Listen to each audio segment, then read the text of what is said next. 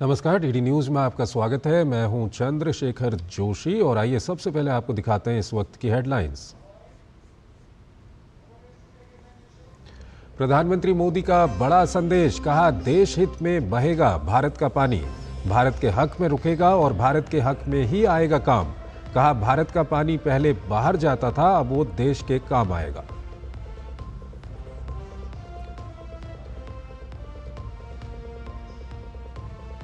भारत ने राजस्थान में पाकिस्तान सीमा के पास सैन्य अभ्यास के लिए जारी किया नोटम। नागरिक सुरक्षा को लेकर देश के 250 से ज्यादा जिलों में कल होगी मॉक ड्रिल। गृह मंत्रालय में हुई उच्च स्तरीय बैठक में गृह सचिव ने तैयारियों के लिए दिए जरूरी निर्देश।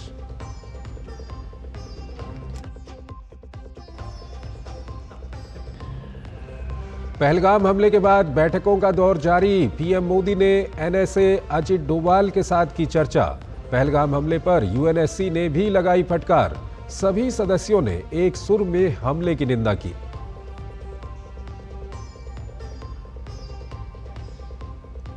प्रधानमंत्री मोदी ने ऑस्ट्रेलिया के नवनिर्वाचित प्रधानमंत्री एंथनी एल्बनीज से की बात। भारत ऑस्ट्रेलिया व्यापक रणनीतिक साझेदारी को मजबूत करने पर सहमत। पीएम ने कतर के अमीर शेख तमीम बिन हमद अल थानी से भी की बात। आतंकवाद के खिलाफ भारत के रुख का समर्थन।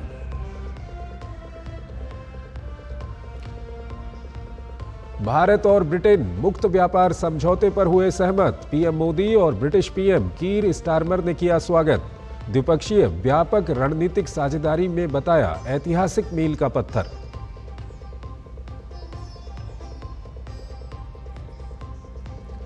जर्मनी में फ्रेडरिक मर्ज बने नए चांसलर। पहले दौर में पिछड़ने के बाद दूसरे दौर में हासिल किया बहुमत। समर्थन में पड़े 325 मत। प्रधानमंत्री नरेंद्र मोदी ने दी बधाई।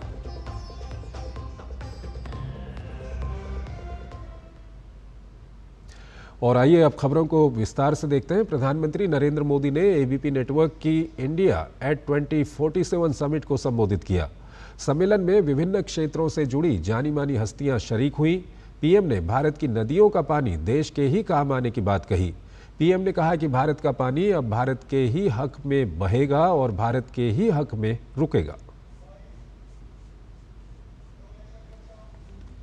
नई दिल्ली के भारत मंडपम में एबीपी नेटवर्क समिट का मंच और प्रधानमंत्री नरेंद्र मोदी का स्पष्ट दो टूक संदेश। सामर्थ्य, संसाधन और इच्छा शक्ति से लैस आज का भारत बड़े फैसले लेने वाला भारत है। वो फैसले जिनका एकमात्र आधार राष्ट्र प्रथम की भावना है। अपने संबोधन में पीएम ने आजकल मीडिया में पानी पर चल रही चर्चा की तरफ इशारा करते हुए सीधा संदेश दिया। पहले भारत के हक का पानी भी बाहर जा रहा था, अब भारत का पानी भारत के हक में बहेगा। भारत के हक में रुकेगा और भारत के ही काम आएगा। पीएम ने भारत ब्रिटेन मुक्त व्यापार समझौते पर बनी सहमति का स्वागत किया। हाल में कई देशों के साथ ऐसे ही समझौतों का उल्लेख करते हुए पीएम ने भारत के vibrant trade and commerce hub बनने की बात कही। विश्व की दो बड़ी और ओपन मार्केट इकोनॉमी के बीच आपसी व्यापार और आर्थिक सहयोग का यह समझौता दोनों देशों के विकास में नया अध्याय जोड़ेगा। यह हमारे युवाओं के लिए बहुत बड़ी खुशखबरी है। इससे भारत में इकोनॉमिक एक्टिविटी को बूस्ट मिलेगा और इंडियन बिजनेसेस और एमएसएमईज के लिए नई अपॉर्चुनिटीज के रास्ते खुलेंगे। पीएम ने बैंक और विमानन सहित विभिन्न क्षेत्रों में सुधार और उससे बदली तस्वीर का जिक्र किया।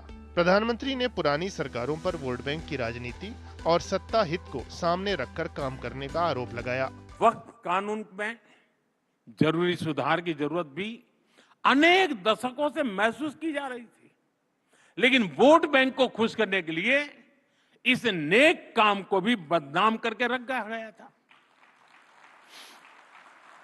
अब जाकर वक्फ कानून में वो संशोधन किए गए हैं जो सही मायने में मुस्लिम माताओं बहनों, गरीब मुसलमान, पसमानदा मुसलमानों के काम आएगा।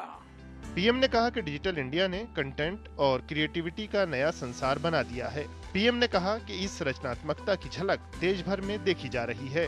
अभी मुंबई में पहली वेव समिट हुई है। इसमें दुनिया भर के मीडिया, एंटरटेनमेंट और क्रिएटिव इंडस्ट्री से जुड़े हुए लोग शामिल हुए। मुझे भी इसका हिस्सा बनने का मौका मिला था। मुझे कोई बता रहा था कि अकेले YouTube ने ही बीते 3 साल में भारत के कंटेंट क्रिएटर्स को 21,000 करोड़ रुपए का पेमेंट किया है। 21,000 करोड़ रुपीस। यानी आज हमारा फोन सिर्फ कम्युनिकेशन का ही नहीं, क्रिएटिविटी का, कमाई का भी बहुत बड़ा टूल बन गया है। पीएम ने कहा कि देश का विकास, देश का संसाधन आखिरी व्यक्ति तक बिना किसी भेदभाव के पहुंचे, लोकतंत्र का असली उद्देश्य यही है। पीएम ने कहा कि उनकी सरकार यही कर रही है। Bureau report, DD news. Pahalgam में हुए आतंकी हमले के बाद देश एक्शन में है। लगातार बैठकों का दौर जारी है। इस बीच भारत ने पाकिस्तान सीमा पर सैन्य अभ्यास के लिए नोटाम यानी notice to air mission system जारी किया है। नोटाम ऐसे नोटिस को कहा जाता है जिसमें किसी वैमानिकी सुविधा, सेवा, प्रक्रिया या खतरे की स्थापना, स्थिति या परिवर्तन से संबंधित जानकारी होती है। पाकिस्तान सीमा से सटे कई जिलों में भी 7 मई को मॉक ड्रिल हो सकती है। ऐसे में भारत ने पहले ही नोटाम जारी कर दिया है। आइए जानते हैं क्या होता है नोटाम। नोटाम एक प्रकार का नोटिस है और नोटाम के माध्यम से उड़ान संचालन से संबंधित कर्मियों के लिए आवश्यक जानकारी दी जाती है। नोटाम का अर्थ होता है नोटिस टू एयरमैन। नोटाम में हवाई यात्रियों को हवाई अड्डों, हवाई क्षेत्रों और हवाई मार्ग से जुड़ी जानकारियां मिलती हैं। तत्काल उड़ान के लिए नोटाम को जानना आवश्यक होता है। नोटाम का प्रयोग उन सभी अस्थायी या स्थायी बदलावों की जानकारी के लिए किया जाता है। हवाई अड्डों, हवाई क्षेत्रों, हवाई मार्गों या अन्य सुविधाओं के संचालन का काम जो करते हैं। इस नोटिस के माध्यम से एयर स्पेस बंद होने की जानकारी दी जाती है। रनवे बंद या लाइटों में बदलाव की स्थिति के बारे में भी तुरंत जानकारी दी जाती है। नोटाम में सामान्य तौर से जिन बातों का जिक्र किया जाता है उसमें स्थान, जानकारी का प्रकार, प्रभावित अवधि और अन्य महत्वपूर्ण विवरण दिया जाता है। भारत ने भारत पाकिस्तान सीमा पर 7 और 8 मई को हवाई अभ्यास के लिए नोटाम जारी किया है। यह अभ्यास भारत की नियमित परिचालन तत्परता अभ्यास का हिस्सा है, जिसमें भारतीय वायुसेना राजस्थान में अंतर्राष्ट्रीय सीमा पर सैन्य अभ्यास करेगी। यह अभ्यास 7 मई और 8 मई को होगा, जिससे प्रभावित क्षेत्रों में हवाई क्षेत्र प्रतिबंधित रहेगा। प्रभावित क्षेत्रों में किसी भी जहाज और ड्रोन के उड़ने पर पाबंदी रहेगी। भारतीय वायुसेना के फाइटर जेट और निगरानी विमान युद्धाभ्यास करेंगे।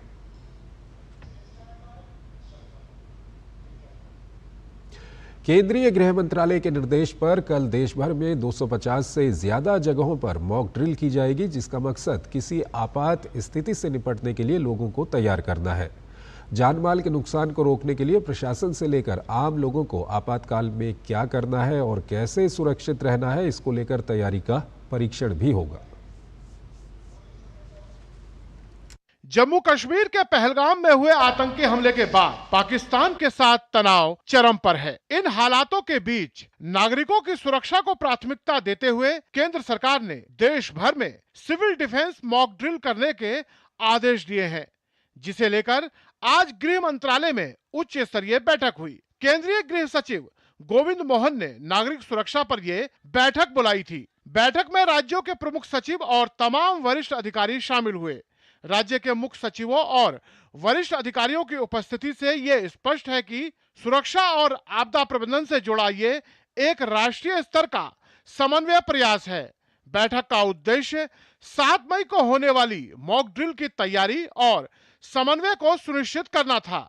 इसी के चलते NDRF, civil defence DG, DG fire और एयर डिफेंस के अधिकारियों के साथ ही राज्य सरकारों के प्रतिनिधि भी इसमें शामिल हुए। मॉक ड्रिल का मकसद सीमावर्ती और संवेदनशील जिलों पर फोकस करना है। बैठक को देश की सुरक्षा और आपदा से निपटने की क्षमताओं को परखने और सुधारने की दिशा में एक बड़ा कदम माना जा रहा है। सोमवार को गृह मंत्रालय ने देश के सभी राज्यों और केंद्र शासित प्रदेशों को 7 मई को व्यापक नागरिक सुरक्षा यानी सिविल डिफेंस मॉक ड्रिल आयोजित करने के निर्देश दिए थे। मॉक ड्रिल के तहत महत्वपूर्ण गतिविधियां की जाएंगी। इस दौरान एयर रेड, वार्निंग सायरनों का संचालन होगा। नागरिकों और छात्रों को संभावित हमले की स्थिति में खुद को सुरक्षित रखने के लिए आवश्यक नागरिक सुरक्षा तकनीकों का प्रशिक्षण दिया जाएगा। नीरज सिंह के साथ ब्यूरो रिपोर्ट, डीडी न्यूज। केंद्र सरकार ने सभी राज्यों से इस ड्रिल को कराने को कहा है, तो जिला स्तर से लेकर गांव तक इसको लेकर तैयारियां पूरी कर ली गई है। भारत पाकिस्तान के बीच मौजूदा तनाव को देखते हुए जानकारी इसे बहुत जरूरी मान रहे हैं। इससे पहले 1971 के समय भारत पाकिस्तान युद्ध के समय इस प्रकार की मॉक ड्रिल की गई थी। कल होने वाली मॉक ड्रिल से पहले तमाम राज्यों में इसकी व्यापक तैयारी हो रही है। केंद्र के निर्देश के तहत तमाम राज्यों ने मंगलवार को तैयारी की और बैठकों का दौर चला। जम्मू के एक स्कूल में छात्रों को मॉक ड्रिल अभ्यास के दौरान किसी भी स्थिति से निपटने के लिए प्रशिक्षित किया गया। बच्चों को हम मॉक ड्रिल के थ्रू बता रहे हैं कि आपने अपनी सेफ्टी कैसे अपने आप को सिक्योर करना है। आपने खुद को तो सिक्योर करना ही है, बाकी अगर और भी आगे आपके पीछे अगर ऐसी कंडीशन आपको दिख रही है उनको भी कैसे बचाना है। यूपी की राजधानी लखनऊ के पुलिस लाइन में सिविल डिफेंस की टीम द्वारा मॉक ड्रिल कराई गई। मॉक ड्रिल के तहत हर तरह की आपात स्थिति में नागरिकों को बचाना, उन्हें सुरक्षित स्थानों पर पहुंचाना और घायल हुए लोगों को इलाज के लिए कैसे अस्पताल लाया जाए, इन सब पर मॉक ड्रिल की गई। इसमें सिविल डिफेंस, पुलिस और स्थानीय प्रशासन ने हिस्सा लिया। पुलिस लाइन में एयर रेड सायरन का भी परीक्षण किया गया। सिविल डिफेंस का काम 24 घंटा अलर्ट रहना है। आज तो गवर्नमेंट के आदेश पर हम उसका एक्सरसाइज शुरू किया है। कल इसका फाइनल शाम को 7 बजे करेंगे। ये पब्लिक को एजुकेट करने के लिए है। यूपी सरकार का कहना है कि प्रदेश के 19 जिलों की पहचान की गई है। सरकार ने सभी जिलों में सिविल प्रशासन, पुलिस प्रशासन, अग्निशमन सेवा, आपदा प्रतिक्रिया बल के साथ मिलकर ये मॉक ड्रिल की जाए, ताकि आकस्मिकता की स्थिति में हम इन चीजों से निपट सकें। हिंदुस्तान एक ऐसा देश है कि किसी भी मुद्दे पर मतभेद हो सकता है। देश की एकता, अखंडता के मुद्दे पर कोई मतभेद नहीं है। देश की सुरक्षा के मुद्दे पर कोई मतभेद नहीं है। और देश का हर नागरिक एक सैनिक की भांति देश के दुश्मन से निपटने के लिए तैयार रहता है। और आज जो भारत सरकार के गृह मंत्रालय ने निर्देश जारी किया है, उसके क्रम में जो तैयारियां हैं वो देश भी कर रहा है, उत्तर प्रदेश भी करेगा। 7 मई को सिविल डिफेंस के मॉक ड्रिल के संबंध में निर्देश भारत सरकार से प्राप्त हुए हैं। सभी जिलों में और जितने भी हमारे वर्टिकल्स हैं, जैसे सिविल एडमिनिस्ट्रेशन है, पुलिस एडमिनिस्ट्रेशन है, फायर सर्विसेज हैं, डिजास्टर रिस्पांस फोर्स है, सभी के साथ मिलके ये मॉक ड्रिल और प्रिपेयर्डनेस रखा जाए, ताकि आकस्मिकता की स्थिति में हम लोग इन चीजों से निपट सकें। गुजरात में भी तैयारियां जारी हैं। मॉक ड्रिल की योजना के मद्देनजर राज्य के गृह मंत्री हर्ष सांघवी की अध्यक्षता में एक महत्वपूर्ण बैठक हुई और प्रस्तावित कार्य योजना की समीक्षा की गई। इसके अलावा भी तमाम राज्यों ने बैठकें की और कल की तैयारियों की समीक्षा की। Today, Home Secretary as of now is in VC with Chief Secretary.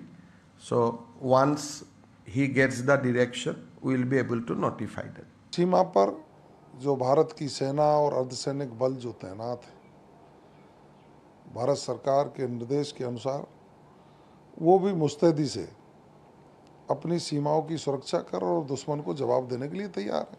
Punjab के लगभग 20 डिस्ट्रिक्टों में मॉक ड्रिल होगी। उसके लिए पंजाब का सभी सिविल डिफेंस के और पंजाब पुलिस के हमारी सभी एजेंसियां जो हैं वो जो है होम मिनिस्ट्री के साथ मिलकर मॉक ड्रिल में भाग लेंगी। इस तरह के जो कोस्टल डिस्ट्रिक्ट्स हैं उनको हम लोग कल के मॉक ड्रिल में शामिल करने वाले हैं। That will include Mumbai. कुल मिलाकर सभी राज्यों में तैयारियां जोरों पर हैं और मॉक ड्रिल के जरिए आपात स्थिति में प्रशासन की तत्परता, समन्वय और नागरिकों की सुरक्षा सुनिश्चित करने पर जोर है। नीरज सिंह के साथ ब्यूरो रिपोर्ट, डीडी न्यूज। प्रधानमंत्री नरेंद्र मोदी और ब्रिटेन के प्रधानमंत्री कीर स्टारमर ने मंगलवार को टेलीफोन पर बातचीत की। दोनों नेताओं ने महत्वाकांक्षी और पारस्परिक रूप से लाभकारी भारत ब्रिटेन मुक्त व्यापार समझौता FTA के साथ साथ दोहरे योगदान सम्मेलन के सफल समापन का स्वागत किया।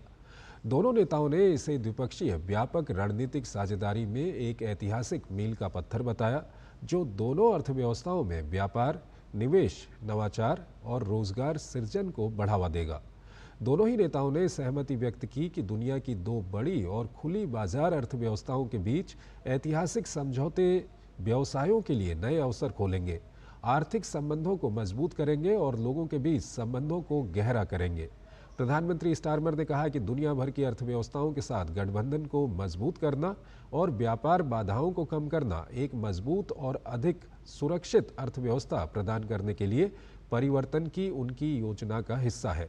दोनों नेताओं ने सहमति व्यक्त की कि भारत और UK के बीच आर्थिक और वाणिज्यिक संबंधों का विस्तार तेजी से मजबूत और बहुमुखी साझेदारी की आधारशिला है। वस्तुओं और सेवाओं के व्यापार को कवर करने वाले एक संतुलित, न्याय संगत और महत्वाकांक्षी FTA के समापन से द्विपक्षीय व्यापार में उल्लेखनीय वृद्धि, रोजगार के नए अवसर पैदा होने, जीवन स्तर में सुधार और दोनों देशों के नागरिकों की समग्र भलाई में सुधार होने की उम्मीद है। ये दोनों देशों के लिए वैश्विक बाजारों के लिए उत्पादों और सेवाओं को संयुक्त रूप से विकसित करने की नई संभावनाओं को भी खोलेगा। इस बीच प्रधानमंत्री मोदी ने प्रधानमंत्री स्टारमर को भारत आने का निमंत्रण दिया। दोनों नेताओं ने संपर्क में बने रहने पर सहमति जताई।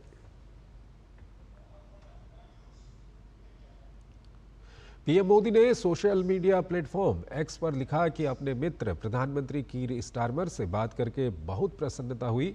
एक ऐतिहासिक उपलब्धि के रूप में भारत और ब्रिटेन ने एक महत्वाकांक्षी और पारस्परिक रूप से लाभकारी मुक्त व्यापार समझौते के साथ साथ एक दोहरे योगदान सम्मेलन को सफलतापूर्वक संपन्न किया है। ये ऐतिहासिक समझौता हमारी व्यापक रणनीतिक साझेदारी को और गहरा करेंगे और हमारी दोनों अर्थव्यवस्थाओं में व्यापार, निवेश, विकास, रोजगार सृजन और नवाचार को बढ़ावा देंगे। मैं जल्द ही प्रधानमंत्री स्टारमर का भारत में स्वागत करने के लिए उत्सुक हूं।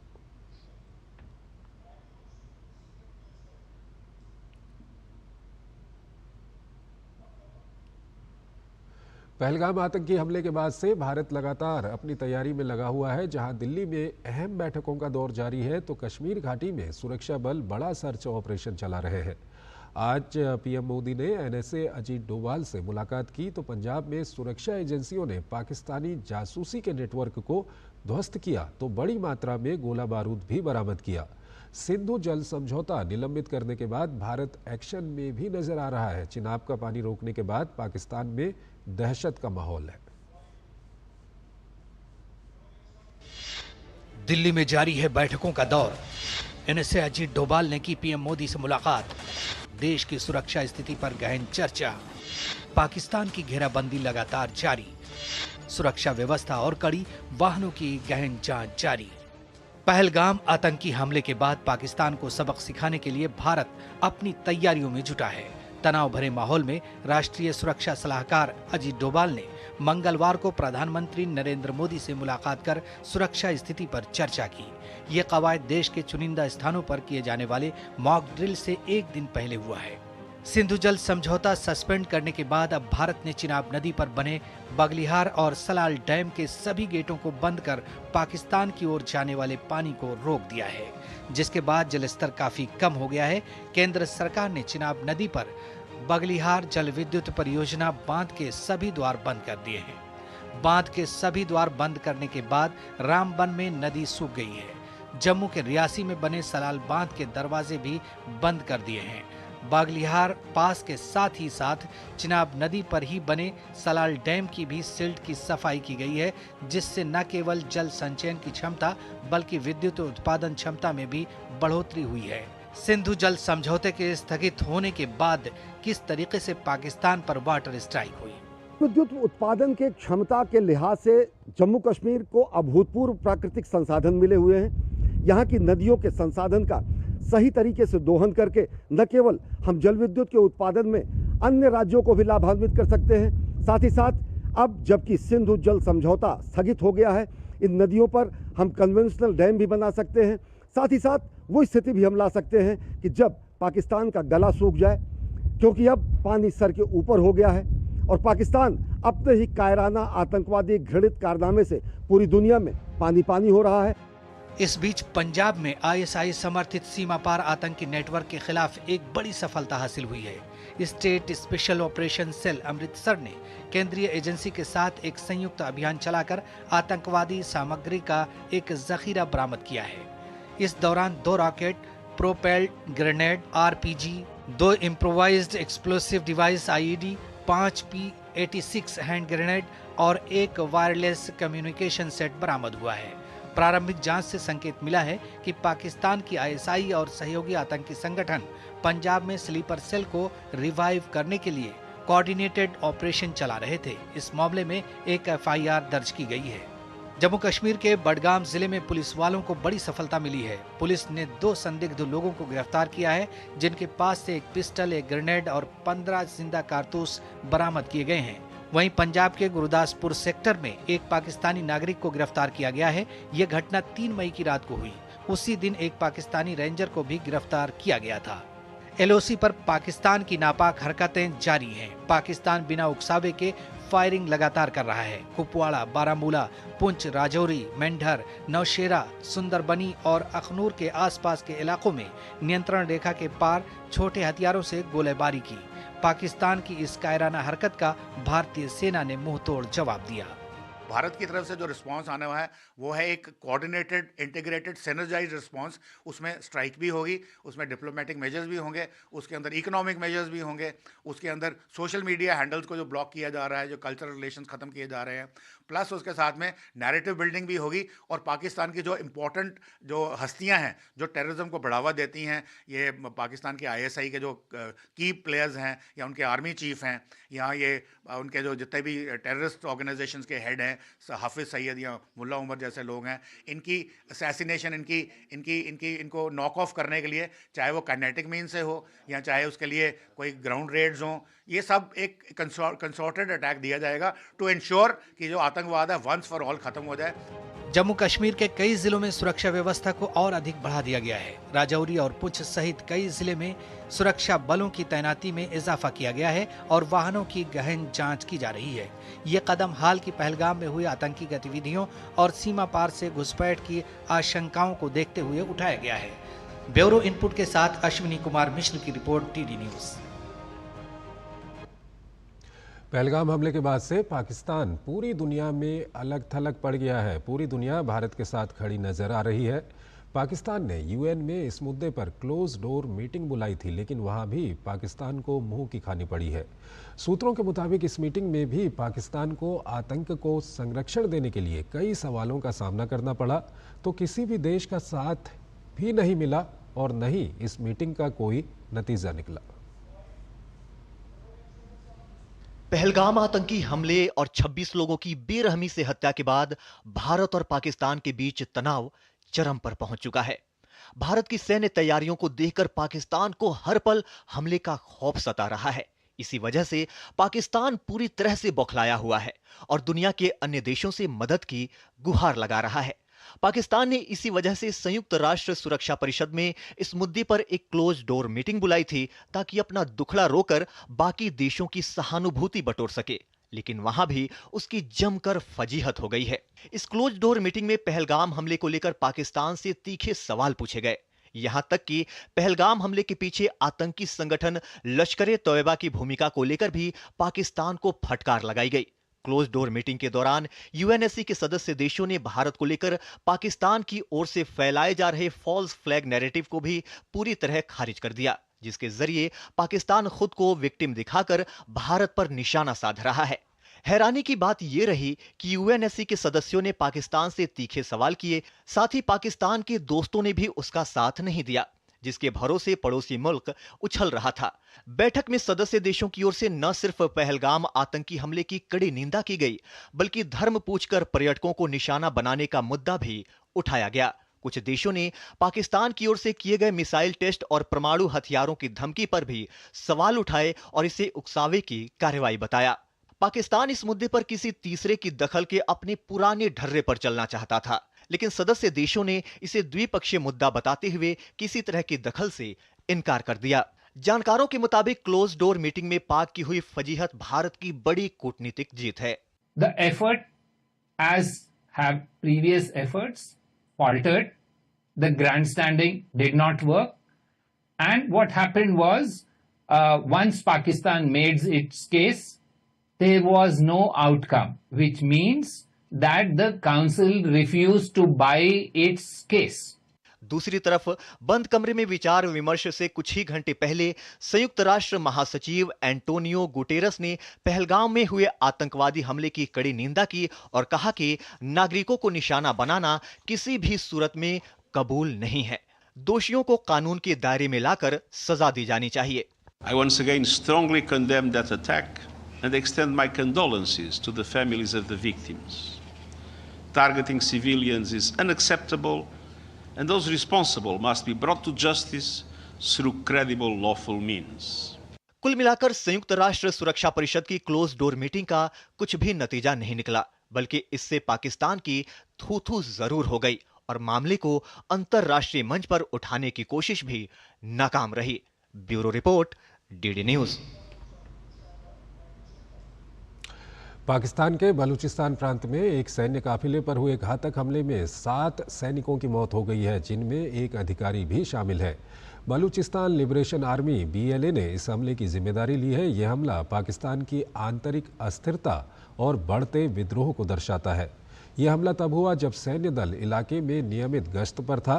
पाकिस्तान की सेना ने भी इसकी पुष्टि की है। इस हमले में पाकिस्तानी फौज का वाहन पूरी तरह क्षतिग्रस्त हो गया और घटनास्थल पर ही कई सैनिकों की मौत हो गई।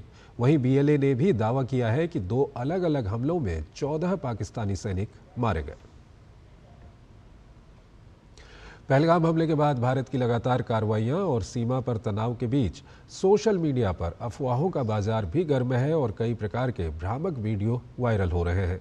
ऐसा ही एक फेक एडवाइजरी नोटिस वायरल हो रहा है, ऑनलाइन साझा किया जा रहा है, जिसमें दावा किया गया है कि सरकार ने लोगों से एहतियाती कदम उठाने और घर पर आवश्यक वस्तुएं तैयार रखने का आग्रह किया है। हालांकि PIB फैक्ट चेक में इस एडवाइजरी नोटिस को फेक बताया गया है। ये दावा झूठ है। सरकार ने ऐसी कोई सलाह जारी नहीं की है। इस प्रकार की झूठी जानकारी साझा करने से बचने की सलाह दी गई है।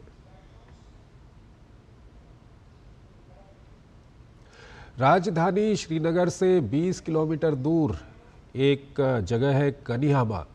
भारत सरकार द्वारा शिल्प गांव के रूप में विकसित इस गांव में 500 कारीगर रहते हैं जो विश्व प्रसिद्ध कानी शॉल बुनते हैं।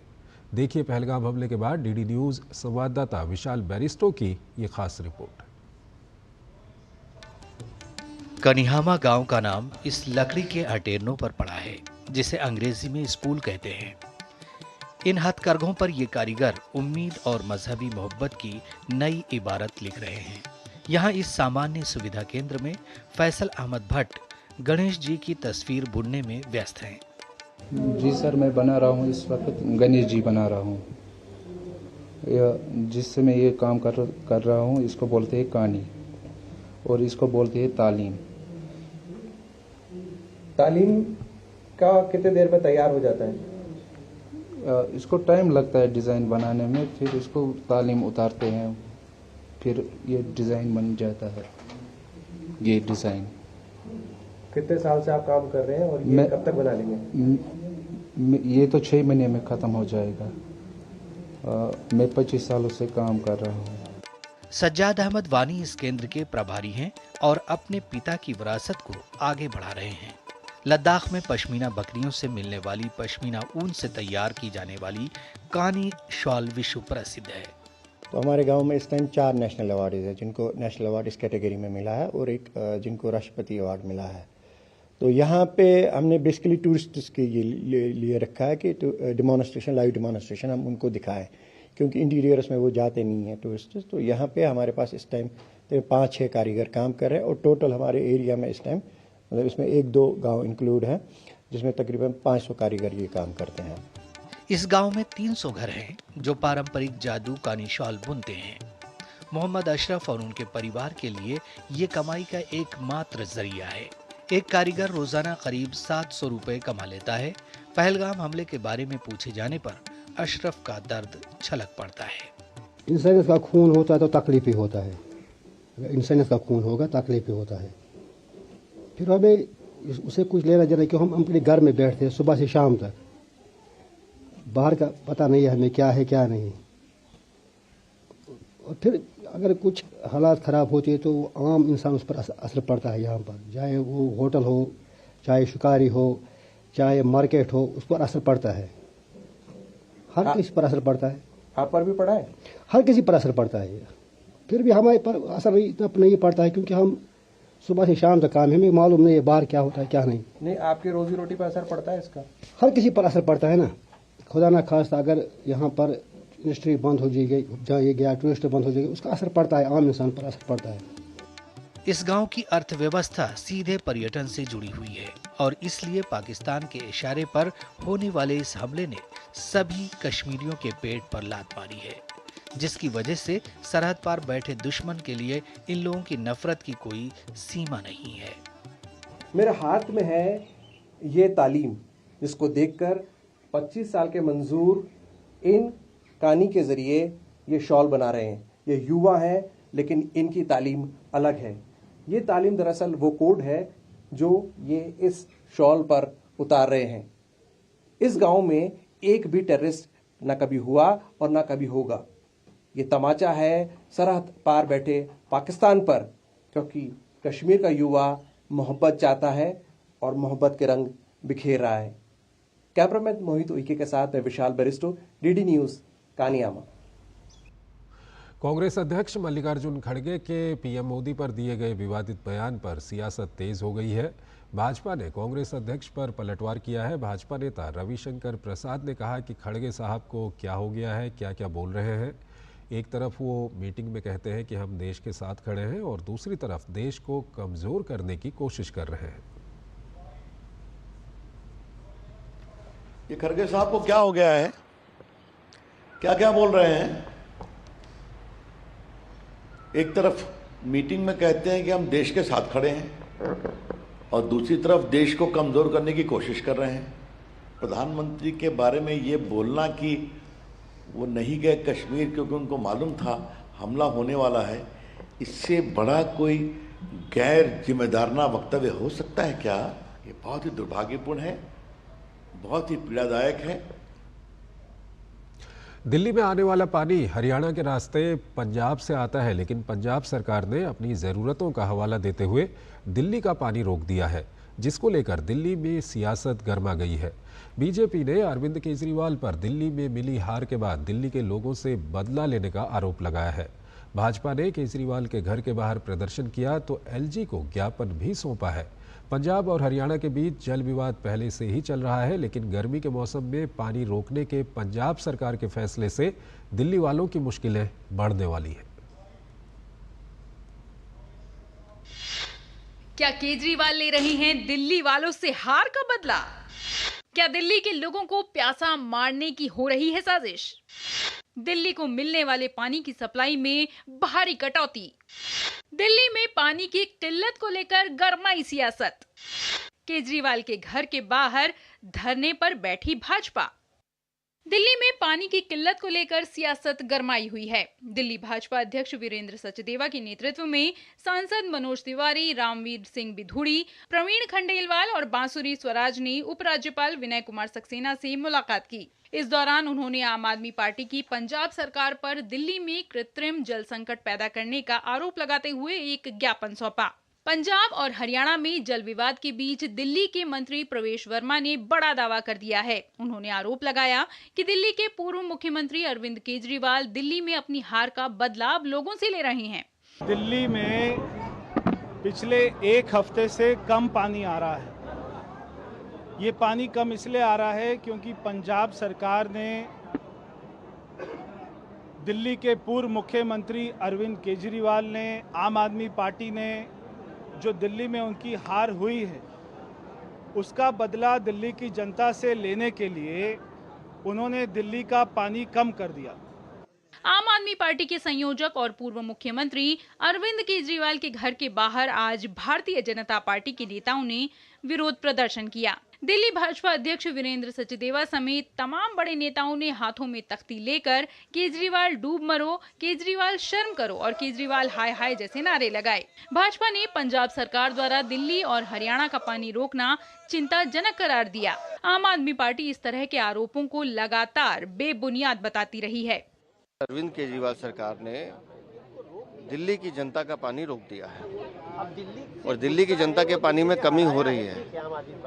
अब सब जानते हैं कि दिल्ली की जनता ने आम आदमी पार्टी का बस्ता पैक किया है, उनको हराया है और अपनी हार का बदला लेने के लिए अरविंद केजरीवाल इस तरह की हरकत करेंगे कि पानी रोकेंगे, तो ये घिनौनी हरकत है। उन्हें दिल्ली में पानी का मैनेजमेंट करना नहीं आता है और यही कारण है कि दिल्ली में पानी की कमी हो रही है। पंजाब और हरियाणा के बीच पानी के बंटवारे को लेकर पहले भी विवाद रहा है। भाखड़ा नहर से दिल्ली को पानी की सप्लाई महत्वपूर्ण है, लेकिन पंजाब सरकार ने हाल ही में अपनी जरूरतों का हवाला देकर पानी की सप्लाई में कटौती की बात कही है। विशेषज्ञों का कहना है कि अगर ये कटौती लागू हुई तो दिल्ली में गर्मी के मौसम में पानी की किल्लत बढ़ सकती है। Bureau report, DD news. Friedrich Merz को जर्मनी का नया चांसलर चुन लिया गया है, लेकिन उनका चुनाव इतना आसान नहीं रहा।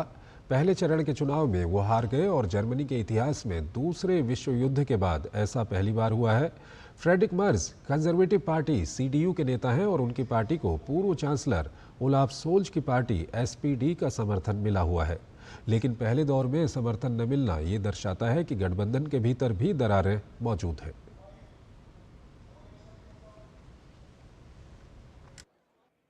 ताजपोशी के लिए सभी तैयारियां पूरी हो चुकी थी।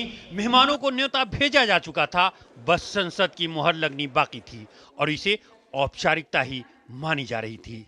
लेकिन गठबंधन के सांसदों ने जर्मनी के भावी चांसलर के सपनों पर थोड़ी देर के लिए पानी फेर दिया। पहले चरण की वोटिंग में कंजर्वेटिव पार्टी CDU के उम्मीदवार फ्रेडरिक मर्ज बहुमत जुटाने से चूक गए थे। हालांकि दूसरे चरण की वोटिंग में उन्होंने आसानी से अपना लक्ष्य हासिल कर लिया।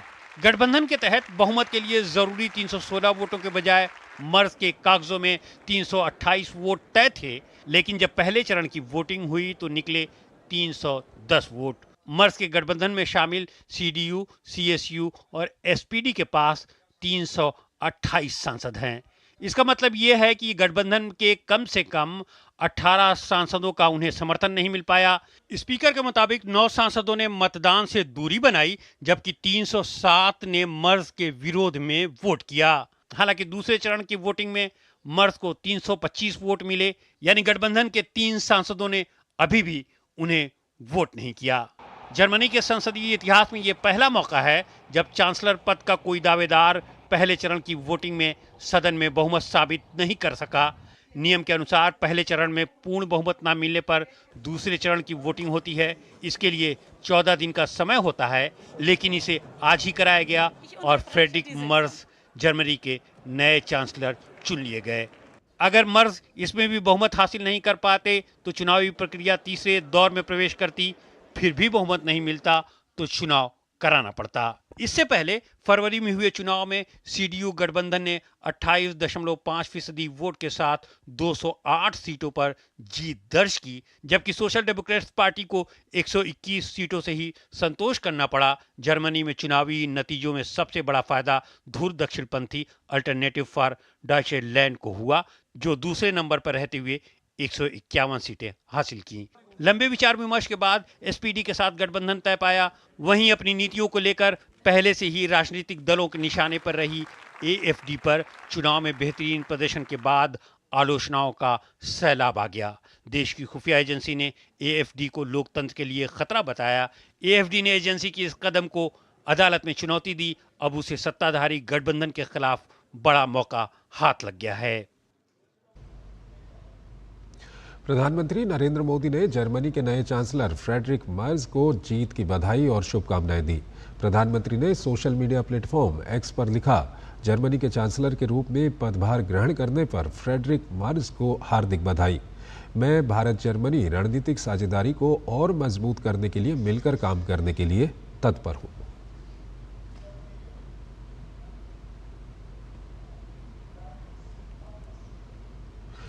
प्रधानमंत्री नरेंद्र मोदी ने ऑस्ट्रेलिया में एक बार फिर से पीएम चुने जाने पर एंथनी अल्बनीज को फोन करके बधाई दी है। दोनों प्रधानमंत्रियों ने दोनों देशों के बीच व्यापक रणनीतिक साझेदारी को मजबूत करने के लिए अपनी प्रतिबद्धता को दोहराया। उन्होंने कहा कि अपने 5 वर्षों में सीएसपी ने विभिन्न क्षेत्रों में मजबूत सहयोग विकसित होते देखा है।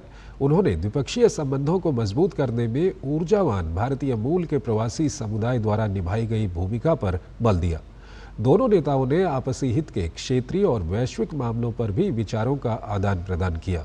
प्रधानमंत्री मोदी ने ऑस्ट्रेलियाई पीएम को वार्षिक शिखर सम्मेलन और इस वर्ष के अंत में भारत में आयोजित होने वाले क्वाड शिखर सम्मेलन में शामिल होने के लिए भारत आने का निमंत्रण दिया है।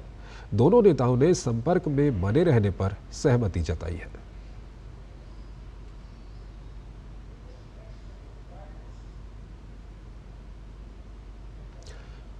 भारत ब्रिटेन मुक्त व्यापार समझौता एफटीए के साथ साथ दोहरे योगदान सम्मेलन का सफलतापूर्वक समापन हुआ। एफटीए सौदे को महत्वाकांक्षी और पारस्परिक रूप से लाभकारी बताते हुए पीएम मोदी ने इस बात पर जोर दिया कि ये समझौते भारत यूके व्यापक रणनीतिक साझेदारी को महत्वपूर्ण रूप से मजबूत करेंगे और दोनों अर्थव्यवस्थाओं में व्यापार, निवेश, नवाचार और रोजगार सृजन को बढ़ावा देंगे। इस समझौते से नौकरियों, निर्यात और राष्ट्रीय विकास को बढ़ावा मिलेगा। 0 टैरिफ से 99% भारतीय निर्यात को लाभ होगा।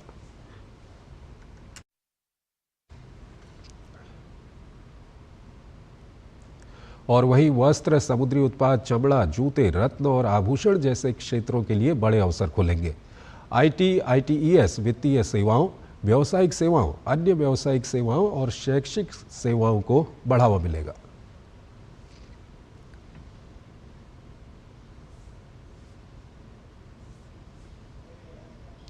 महत्वाकांक्षी युवा भारतीयों के लिए मजबूत नीतिगत समर्थन और अधिक वैश्विक गतिशीलता मिलेगी। ब्रिटेन में काम करने वाले भारतीय कर्मचारियों को बड़ी राहत, सामाजिक सुरक्षा भुगतान से 3 साल की छूट मिलेगी। ये वैश्विक आर्थिक महाशक्ति बनने के लक्ष्य की दिशा में एक महत्वपूर्ण कदम है। ये समझौता भारत के मौलिक हितों की रक्षा करता है। भारत की तीव्र आर्थिक वृद्धि की दिशा में ये एक महत्वपूर्ण कदम है। ये समझौता भारत द्वारा अब तक हस्ताक्षरित सबसे व्यापक मुक्त व्यापार समझौता है। भारत फ्री ट्रेड डील के तहत डेयरी प्रोडक्ट्स, सेब और पनीर जैसी संवेदनशील कृषि वस्तुओं पर आयात शुल्क लगभग 0 होगा। वहीं 0 शुल्क पर प्रवेश करने वाले भारतीय उत्पादों में खनिज, रसायन, रत्न एवं आभूषण, प्लास्टिक, रबड़, लकड़ी, कागज, कपड़े, कांच, सिरेमिक, यांत्रिकी एवं बिजली मशीनरी, हथियार, गोला बारूद, परिवहन, वाहन, फर्नीचर, खेल के सामान, पशु उत्पाद और प्रसंस्कृत खाद्य पदार्थ शामिल है।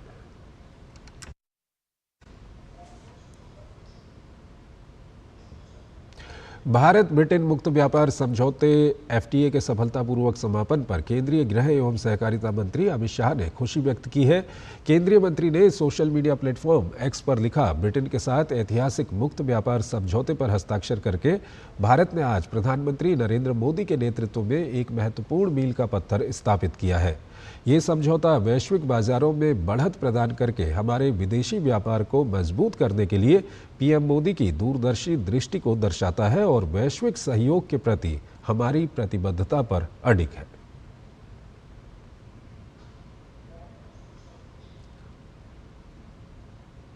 केंद्रीय वाणिज्य एवं उद्योग मंत्री पीयूष गोयल ने मंगलवार को राजधानी नई दिल्ली में कोलंबिया इंडिया एनर्जी डायलॉग 2025 के दौरान कहा कि अगर यूरोपीय संघ, ईयू और यूके कार्बन टैक्स लगाते हैं तो हम जवाबी कार्रवाई करेंगे।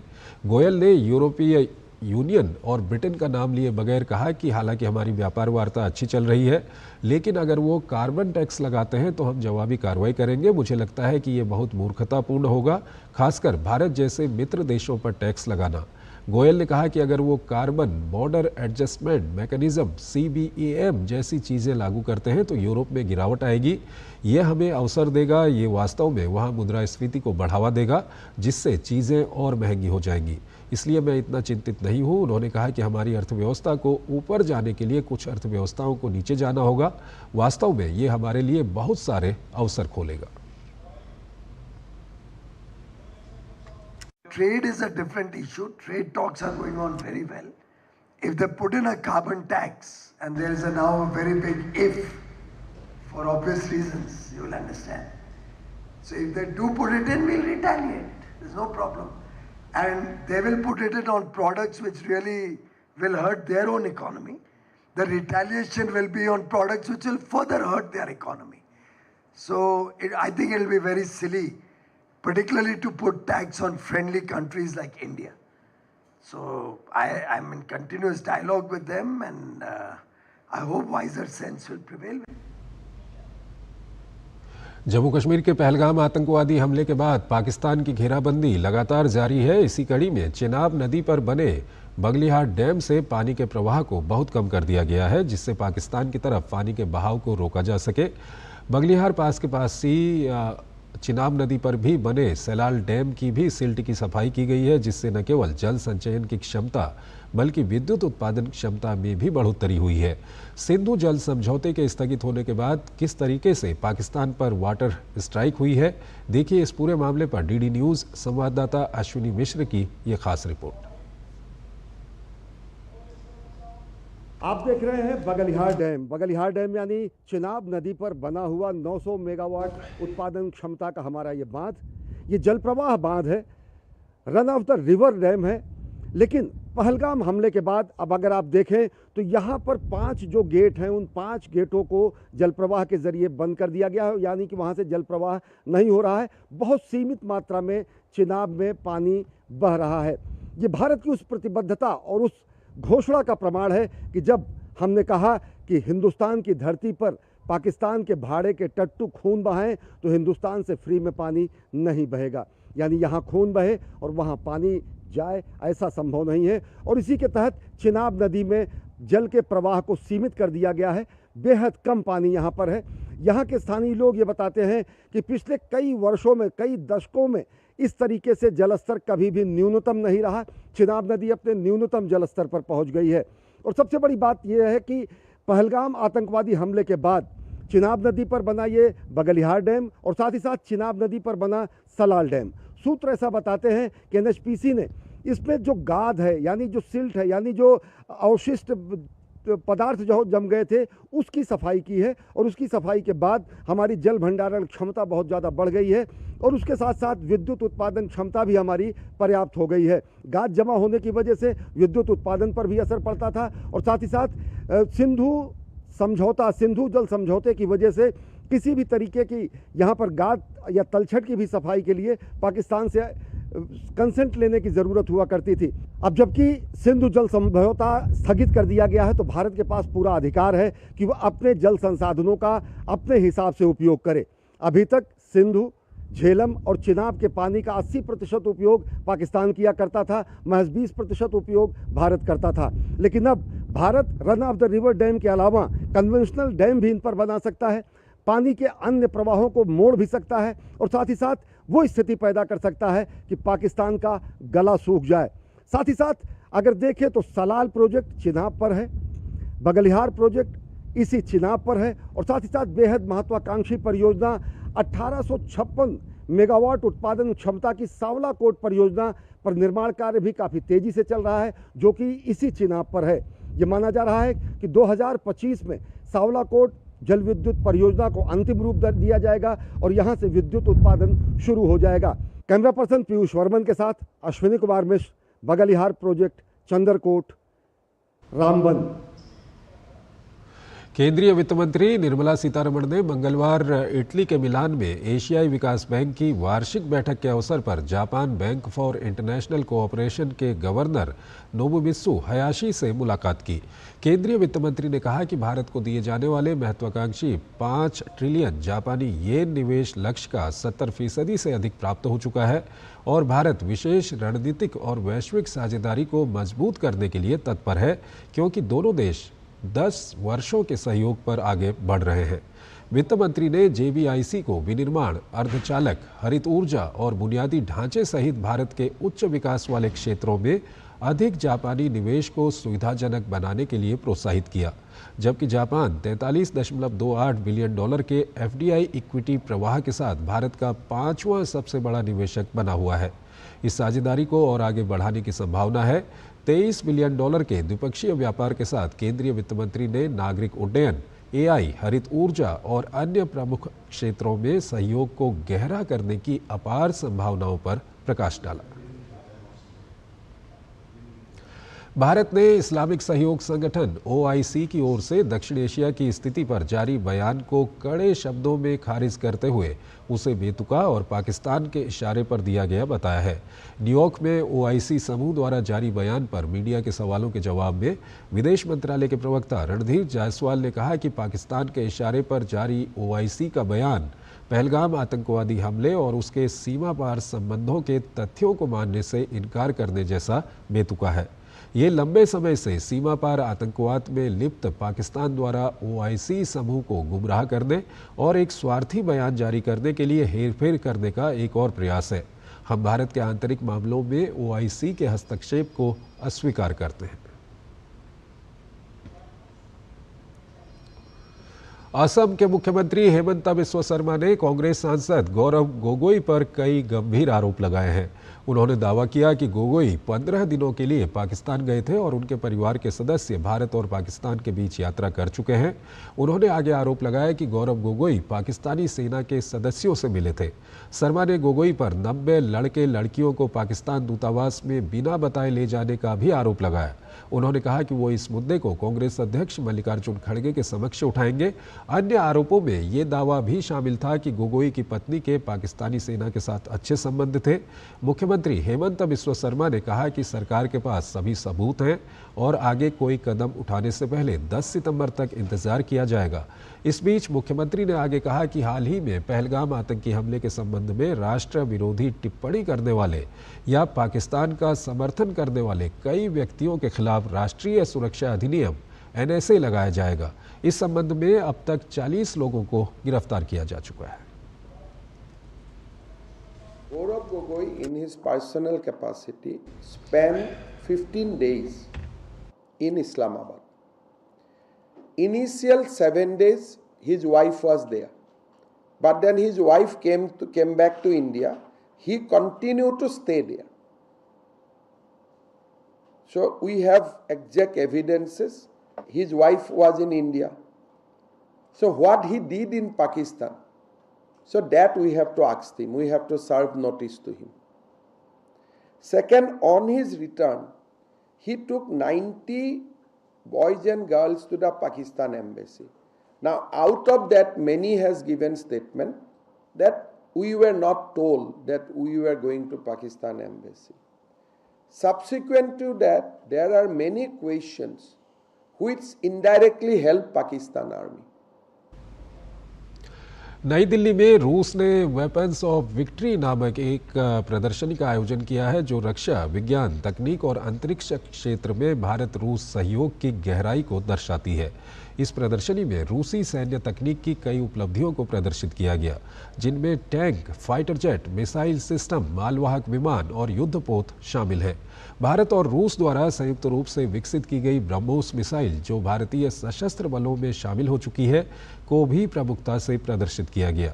ये प्रदर्शनी दोनों देशों के ऐतिहासिक और सतत विकसित हो रहे सैन्य और तकनीकी संबंधों की झलक देती है। प्रदर्शनी का आयोजन रशियन हाउस में किया गया है, जिसका उद्घाटन भारत में रूस के उपराजदूत रोमन बाबुश्किन ने किया। बाद में एक थिंक टैंक कार्यक्रम को संबोधित करते हुए उन्होंने कहा कि रूस युद्धक तकनीक में अपना तकनीकी अनुभव भारत के साथ साझा करता रहा है और करता रहेगा, क्योंकि दोनों देश दशकों से रणनीतिक साझेदार हैं।